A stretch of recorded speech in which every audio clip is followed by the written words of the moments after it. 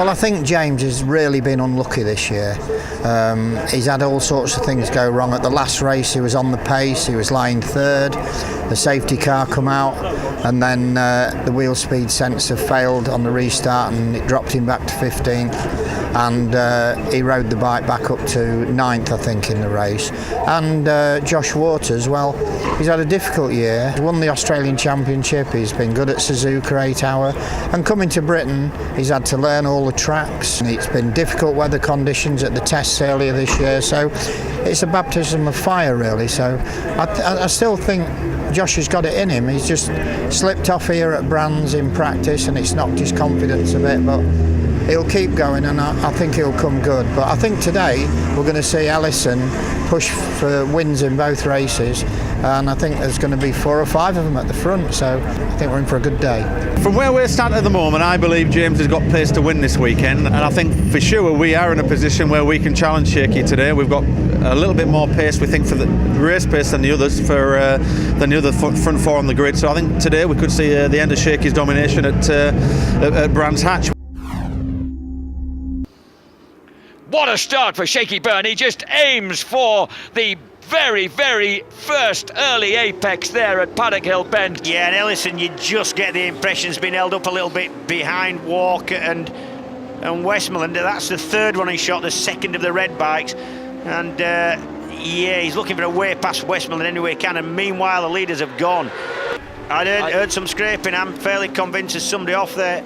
Let's have a look. Oh, it's Ellison. I think. A frustrated James Ellison. Oh, Walker's gone down with him. Down. Well, do you know what? Ellison looked to be getting fairly kind of enthusiastic and keen to get past. There is James Ellison trudging back into the Milwaukee Yamaha camp and not looking the happiest of lads. He wouldn't be, would he? The Showdown rules certainly play into our hand this year. In the past they haven't. Last year we were the most winning team going into the Showdown with Tommy Hill, and we came out of it in 3rd or 4th place in the championship. This year it's the whole format of the shootout makes our job as picking riders a little easier, because if you've got a rider that isn't familiar with your bike and certainly not familiar with some of the circuits like Josh, you should be in a position where you can take advantage of dropping results early on in the year but making sure you're in the Showdown. And it's all about peaking at the right time, and for us, for James, I certainly feel that we can get that Showdown position guaranteed in the next couple of rounds, and from that point on he can be in a position of taking the championship. Overall, that's where we need to be, and I think if we're in that position, winning races at the back end of the year on circuits where we know we can be strong with James will be what counts.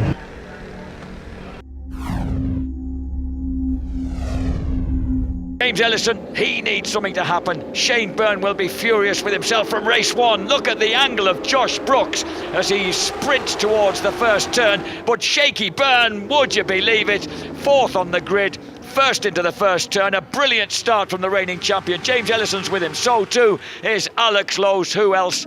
Ellison just squeezed out as they go around Druids, but Alex Lowes goes well wide and he has to try and dive back down. Look at Ellison surging downhill into the left-hander at Graham Hill Bend, second behind Shaky Byrne.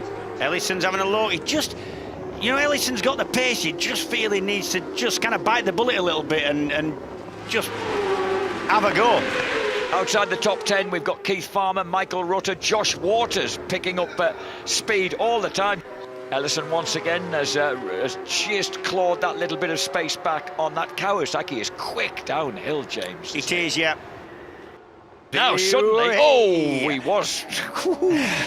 Shaky takes a huge swoop into Stirling's Bend. This is Shaky Byrne's 231st British Superbike race. It's going to be his 49th race win, surely, as he comes hurtling round the Clark curve to the checkered flag. Shaky wins it, second place, James Ellison.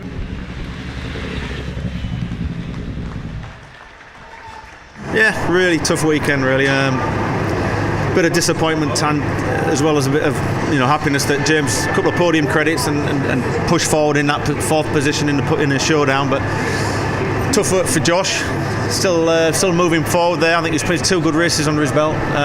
Some points, a lot of work to do still, but yeah, consolidated 4th, and that's where we need to be. Big relief. Obviously crashed in race 1, very difficult. Took another rider out. Never liked doing that, but I was just frustrated. You know, we'd been behind there, knowing we had the pace room in the front guys, and seeing them get away.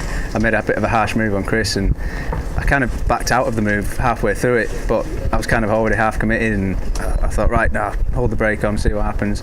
And then Chris kind of just carried on with his line, really, as you would do, and I just squeezed a little bit more and asked a bit too much of the tyre, collapsed, and we took him out. So yeah, that really made me mad for the second race. I knew we'd worked hard all weekend, we'd been at the front, and I wanted to come away from here with podium credits, and we have, albeit it's only 2. You know, it's put us back on track, and we're back in the fight for the championship.